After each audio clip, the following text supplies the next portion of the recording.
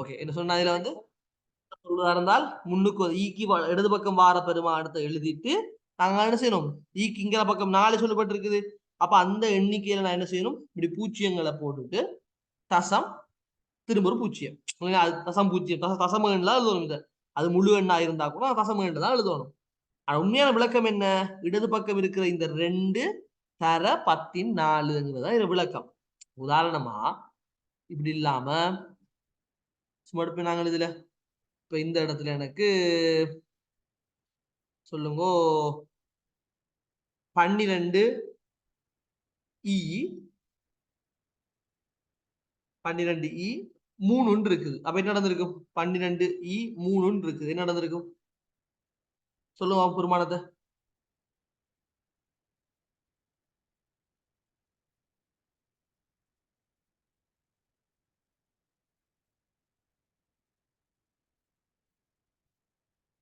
சிம்பிளா நாங்கள் ஐடியாவா சொல்றதாக இருந்தால் 12க்கு பிறகு 3 பூஜ்ஜியம் வந்திருக்கணும். பட் உண்மையான விளக்கம் என்னது?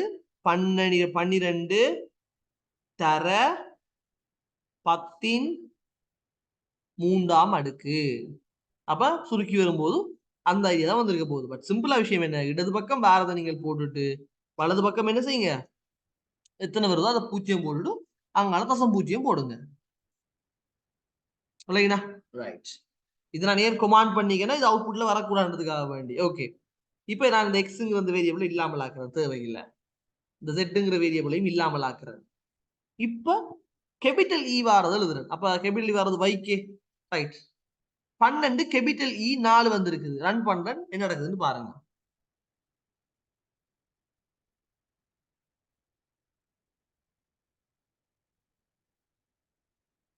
என்ன நடந்திருக்குது? வித்தியாசம் இருக்குதா? இல்ல என்ன? செக் பண்ணி பார்க்கிறதுக்காக நான் திரும்ப ஒரு 5 போட்டு பார்க்கிறேன். ரன் பண்ணி பார்க்கிறேன். 5 பூஜ்ஜியங்கள் வந்துச்சுனால் கேபிட்டல் இயோ, சிம்பிள் இயோ மீனிங் ஒண்ணுதான். கேபிட்டல் இக்கு, சிம்பிள் இக்கு வித்தியாசமா ஒன்றும் இல்ல. ரைட். இப்ப Z போடுறதுக்காக Z மட்டும் எடுத்துக்கிறேன் பாருங்க. Zல ஒரு தசம் வார இலக்கம் எழுதியிருக்கிறேன். ரைட். Zல இந்த மைனஸ் இல்லாமல் ஆக்கிட்டு 87.7 இ 100 போட்டுருக்கு. நான் அதை என்ன செய்யறேன் என்றால் 76 7 போட்டு இப்படி போட்டீங்க. என்ன நடக்கலாம் எதிர்பார்க்கறீங்க நீங்க?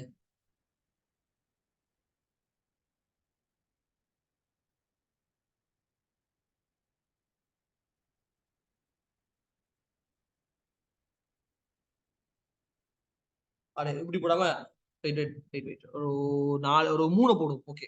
ஈக்கு பதிலா ஒரு 3 போடும்.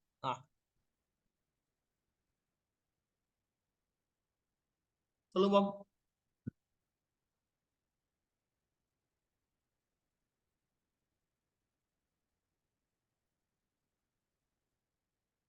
ஓகே. ரன் பண்ணது பாருங்க.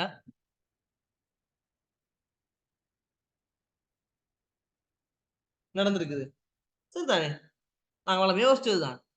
87 தசம் 7 87.7 6 7 தர என்ன 10ன் 3ஆம் அடுக்கு. அப்படின்னா என்ன 1000 தானே?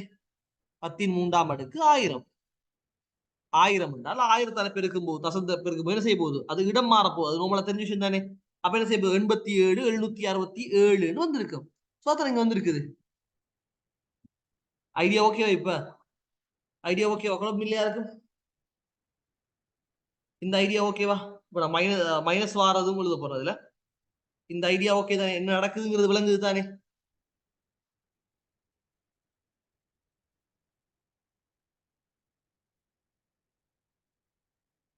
விளங்கு இல்லையா? இங்க பாருங்க. இந்த 12 இ 3 பாருங்க. ஈக்கு பிறகு வாரது 10 அடுக்குல எழுதணும் நாங்கள். உண்மையா முன்னுக்கு வார இலக்கம் ஈக்கு முன்னுக்கு வார இலக்கத்தை அப்படியே போட்டுட்டு தர 10ன் அந்த ஈக்கு பிறகு வார அடுக்கு 3. இப்ப ஈக்கு பிறகு 4 வந்திருந்தா 4 வந்திருக்கும். 5 வந்திருந்தா 5 வந்திருக்க போகுது. அப்ப இது உண்மையா மீனிங் என்ன? இது மீனிங் என்ன? 1000 தானே? அப்ப 12 தர 1000 என்ன? 12,000 தானே? 12 தர 1000. அப்ப என்ன வந்தீங்க போகுது? 12,000. சரிதானே? இதை எழுதிட்டு தசம் போட்டு பூஜ்ஜியம் போட்டிருப்பீங்க. கட்டாயம் போடுறது. அப்ப இங்க இப்படி வரும்போது இங்க பாருங்க, இந்த இடத்துல பெருமானம் இப்படி வரும்போது எப்படி தசத்திலே வருது பாருங்க. ஈக்கு முன்னுக்கு வாரது 87 தசம் 767. அதுதானே 87 தசம் 767. ஈக்கு பிறகு வாரது என்ன செய்ய போகுது? உண்மையா தர போட்டு ஈக்கு பிறகு வாரது 10 3ஆம் அடுக்கு. 10 3ஆம் அடுக்கு என்ன? அது 1000 வரப்போகுது. சரிங்களா? இதுக்கு பதிலா உண்மையா வரப்போகுது என்ன? 1000. இது பிறகு வரப்போறது உண்மையா 1000 வரப்போகுது. 10 3 1000 தானே. அப்ப பொதுவா நமக்கு தெரியும் 87.767 பெருக்கும் போது என்ன போகுது? இந்த தசம் வந்து இடம் மாற போகுது. 1 2 3 சைபருக்கு ஏத்த மாதிரி இடம் மாறினால் 87 767 வந்திருக்க போது நாங்க கட்டாயம் எழுதும் போது இங்க ஒரு தசம் பூஜ்ஜியம் மட்டும் போடணும். இப்ப இந்த ஐடியா ஓகேவா? புரியுதா? இப்போ ஓகேவா?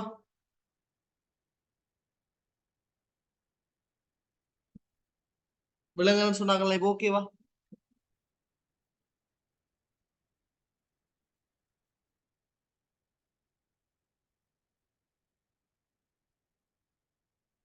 ஓகே.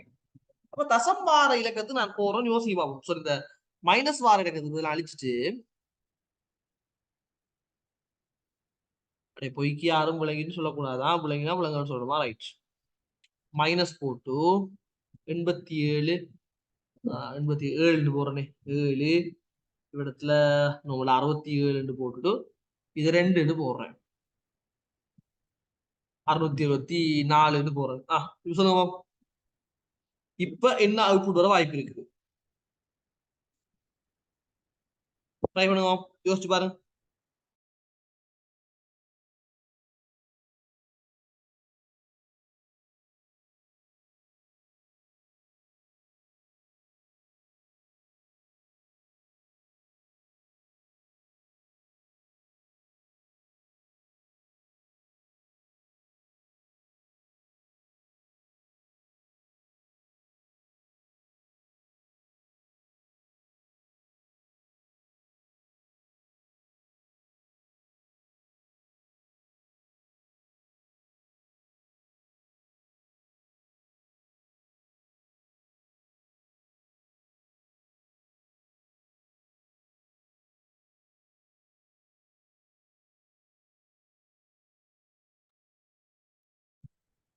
ஓகே. அடே 2 தசம் வருமா? 767.4 தசம் 0 வருமா? வாய்ப்பு இருக்கு அப்படி?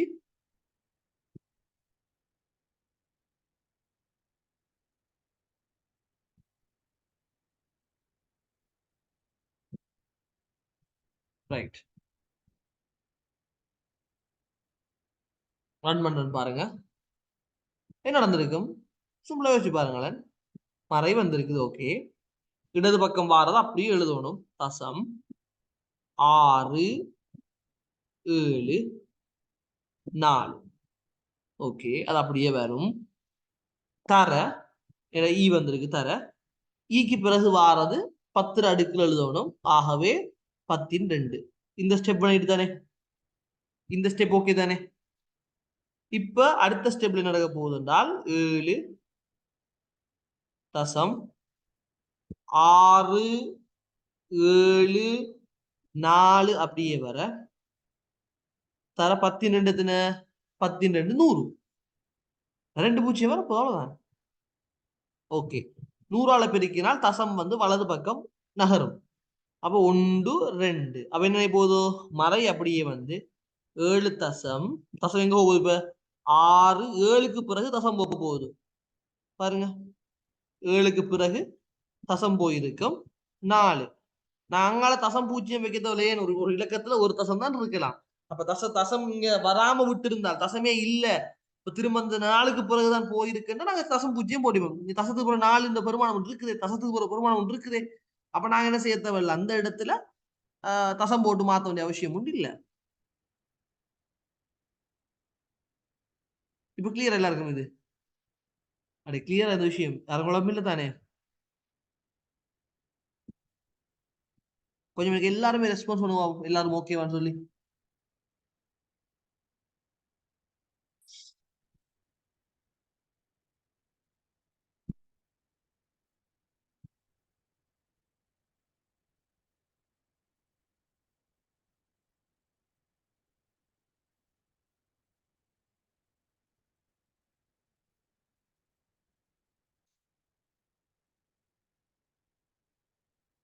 ஓகே,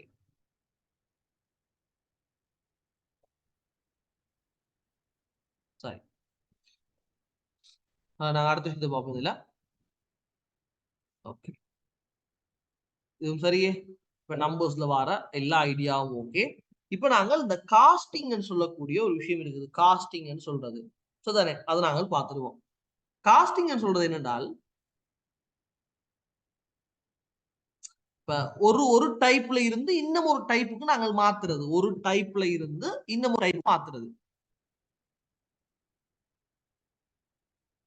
சரியா?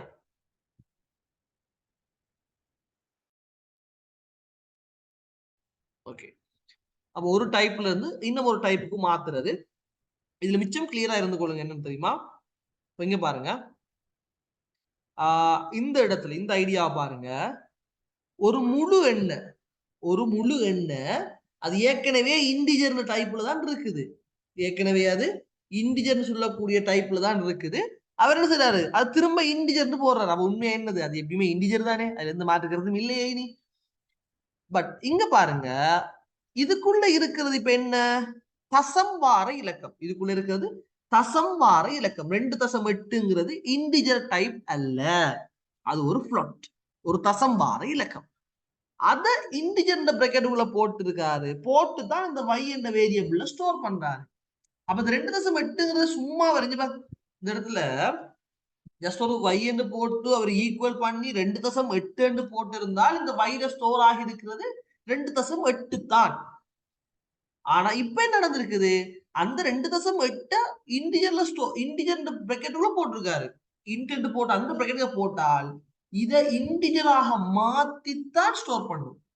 அப்ப ஒரு தசம் வார இலக்கத்தை எப்படி இன்டிஜரா மாத்தும் தெரியுமா? ஒன்றும் இல்ல, அதுக்கு பின்னுக்கு வார தசத்தை அப்படி விட்டுரும். மட்டம் தட்டல்ல தெளிவாக கொள்ளுங்க. அண்ணல வாக்கம் செய்யல 2.8 இருக்குன்னா அந்த தசத்தை விடுது, தசத்தை விட்டுரும், அவ்வளவு 2. உதாரணமா 2.99 இருந்தா கூட என்ன செய்ய போகுது, 2.99 இருந்தா கூட 2 நாடுக போகுது. ஏன், தசத்துக்கு பிறகு விட்டுரும் அது. புரியுதா? அதே மாதிரி ஒரு ஸ்ட்ரிங்ல இருக்கக்கூடிய விஷயம் கவனமா விளை கொள்ளுங்க. ஒரு ஸ்ட்ரிங்ல இங்க பாருங்க, இதுவும் ஸ்ட்ரிங் தான். இன்டிஜர்னு போட்டுட்டு டபுள் கோட்டேஷனுக்குள்ள HI என்று போடுங்க, ஹாய் என்று போட்டிருக்கிறார். இப்ப சும்மா இதை யோசிப்போமே, இதுக்குள்ள வெறுமனே ஒரு இலக்கம் தான் இருக்குது. பட் அது டபுள் கோட்டேஷன்ல வந்ததால ஸ்ட்ரிங் என்று சொல்லக்கூடிய டேட்டா டைப்ல இருக்குது. அதை என்ன செய்யுதுன்னு சொன்னா அது ஓகே, அதை அப்படியே கன்வெர்ட் பண்ணி இன்டிஜரா மாத்தி எடுக்குது. பட் பிரிண்ட் ஏ பாருங்க, இங்க வர பிரிண்ட் ஏ பொறுத்த வரைக்கும் இதுல இலக்கம் ஒன்று இல்லதானே, இது இருக்கிறது முழுமையா எழுத்துக்களே. அப்ப எழுத்துக்களை இன்டிஜரா மாத்தும் போது என்ன செய்யுது, எழுத்துக்களை இன்டிஜரா மாத்தி ஏல ஸ்டோர் பண்ண சொன்னா என்ன செய்யுது என்று கேட்டா எரர் வருது. ஏன், நீ தந்திருக்கிற ஸ்ட்ரிங் சொல்றதுல எழுத்து, தனிய எழுத்து, எழுத்த போயிட்டு நீ இன்டிஜரா மாத்துனா நான் எப்படி மாத்துவேன்? சரி, ஸ்ட்ரிங்ல வந்து நீ ஒரு இலக்கத்தை ஸ்ட்ரிங்குக்குள்ள கொடுத்திருக்கிறாய்னா ஓகே, அந்த இலக்கத்தை அப்படியே நான் பிடிச்சி ஒரு இன்டிஜரா மாத்தி விட்டுருவேன், அதுல இஷ்யூ இல்ல. பட் நீ எழுத்த தந்து ஒரு மாத்தினா எப்படி மாத்துறது, இயலாதானே. அதனால எரர் காட்டுது. இந்த ஐடியா விளங்குதா? இந்த ஐடியா விளங்குதா? இதுல ஏதாவது டவுட் இருக்குதா?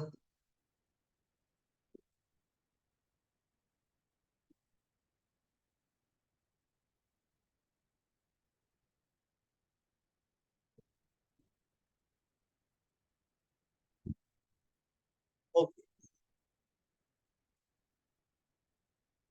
அப்ப நீங்க யோசிக்கலாம், சரி அது பிரச்சனை இல்ல. இப்ப இன்டிஜர் போட்டு அதுக்குள்ள ஸ்ட்ரிங்ல வார இடத்துல இலக்கமும் எழுத்தும் கலந்திருந்தா, உதாரணமா 9A போட்டிருக்கிறேன், இலக்கமும் எழுத்தும் கலந்து இருக்குது, அப்ப என்ன செய்யும் என்று கேட்டா ரைட், ஓகே. Print B. நான் இந்த பிரிண்ட் ஏ கொமாண்ட் பண்றேன் என்றால் ரன் பண்ண விட மாட்டுச்சு. சோ ஏ கொமாண்ட் பண்ணி விடுறேன். பி ட்ரை பண்ணுவோம். அங்கேயும் சொல்லுது இயலாது. ஏன் ஏன் இயலாது? நீ இங்க வந்து தனி இலக்கத்தை மட்டும் தான், எனக்கு பிரச்சனை இல்லை, நான் எடுப்பேன். கலந்தெல்லாம் தராது எனக்கு. அப்ப இந்த இடத்துல இந்த பியும் செல்லுபடியற்றது. என்ன காரணம்? அவருக்கு ஸ்ட்ரிங்ல தனி இலக்கம் ஒன்று இருக்குதுன்னு சொன்னா அது வேற விஷயம், எடுத்துக்கொண்டு போகும். தனிய இலக்கம் மட்டும் இருக்குன்னா, சும்மா அந்த எழுத்துக்களையோ எழுத்தோட இலக்கத்தையோ எல்லாம் கலந்து விட்டாங்கன்னா இருக்காது. இல்லைங்களா? இப்ப கன்வெர்ட் பண்றது இல்லைங்களா? ஒரு முழு எண்ண அது நீ ஓகே, பிரச்சனை இல்ல. ஒரு தசம் வார இலக்கத்தை முழு எண்ணா மாத்தும் போது பின்னுக்கு வார தசம் அப்படியே விட்டுருது. மட்டம் தட்டை இல்ல. தெளிவா விளைய கொடுங்க. அன்னளவாக்கம் அது செய்யல, ரவுண்ட் பண்ணல, தசத்தடி விடுது, அவ்வளவுதான்.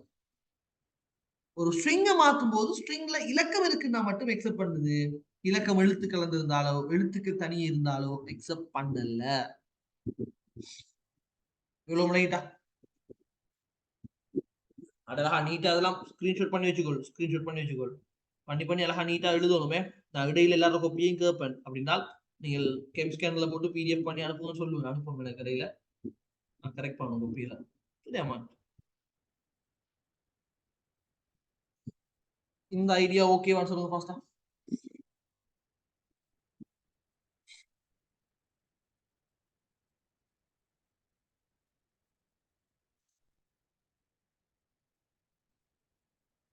ரைட். அடுத்தது காஸ்டிங்ல ஃப்ளோட் தசத்துக்கு மாத்துறேன்னு கேட்கிறது. அப்ப இங்கேயே உங்களுக்கு ஐடியா விளங்குது என்ன? சோ சேம் விஷயம் தான் என்ன? ஒரு முழு எண்ண தசத்துக்கு மாத்துங்கள் அப்படின்னு சொன்னா, ஒரு முழு எண்ண மாத்துங்கன்னு சொல்லும் போது ஓகே, பிரச்சனை இல்ல. பின்னுக்கு ஒரு தசத்தை போட்டு ஒரு பூஜ்ஜியத்தை போட்டுடும், தசம எண்ணா மாறிடும். தசம எண்ணா மாத்துங்கன்னா எப்படி மாத்துறது? அப்படிதான் இங்க போகுது. ஒரு ஸ்ட்ரிங்க தசம எண்ணா மாத்துங்க அப்படின்னா அதுக்குள்ள இலக்கம் ஒன்று இருக்குது, ஒரு முழு இலக்கம் மாதிரி ஒன்று இருக்குதுன்னு சொன்னா அது ஓகே, பிரச்சனை இல்ல. அந்த முழு இலக்கத்துக்கு ஒரு தசத்தை வச்சு ஓகே எடுக்கும். ஒரு ஸ்ட்ரிங்குக்குள்ள ஒரு தசம எண் மாதிரி எழுதியிருக்கிறேன், தசம் வார இலக்கம் மாதிரி எழுதியிருக்கிறேன், அதை நீங்க தசம எண்ணாய் மாத்தித்தாங்கன்னா ஓகே, பிரச்சனை இல்லை, ஓகே, அதை பார்த்து எடுத்துருக்கு. பட் எழுத்துக்களாக இருந்திருந்தால், எழுத்து சம்பந்தப்பட்டிருந்தால் அந்த ஸ்ட்ரிங்கை ஃப்ளோட்டாக நம்பராக மாத்த இயலாது. இந்த ஐடியா விளங்குதா? இந்த ஐடியா விளங்குதா?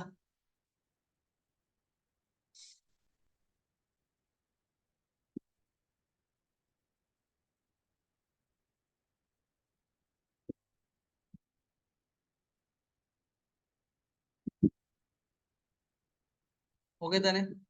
ரைட்.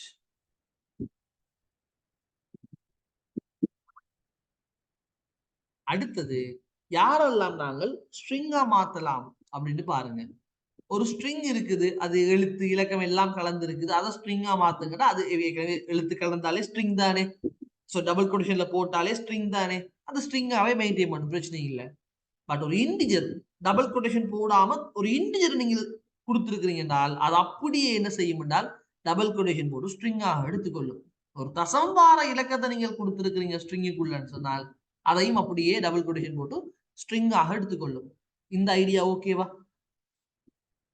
முக்கியமான மூணு: ஸ்ட்ரிங் இன்டிஜரா மாத்துறது, இன்டிஜரை ஃப்ளொட்டா மாத்துறது, ஃப்ளொட்டை வந்து இதா மாத்துறதுன்னு சொல்லி பார்த்துட்டோம். எல்லாம் ஓகேவா இந்த ஐடியா? காஸ்டிங்ல முக்கியமான மூணு பார்த்து இருக்கிறோம். ஓகேவா? இந்த ஐடியா சரியா உங்களுக்கு விளங்கிட்டா?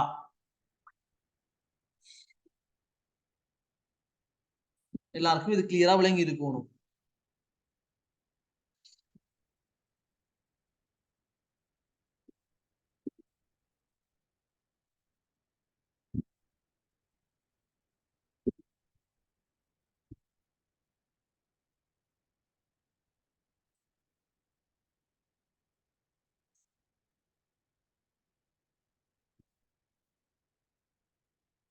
ரைட். அப்ப இவ்வளவுதான் காஸ்டிங்ல மெயினான முக்கியமான ஆக்களோட ஐடியா. பிள்ளைகள், அப்ப இந்த இவ்வளவு விஷயங்களும் கிளியரா உங்களுக்கு விளங்கி இருந்தால் போதுமானது.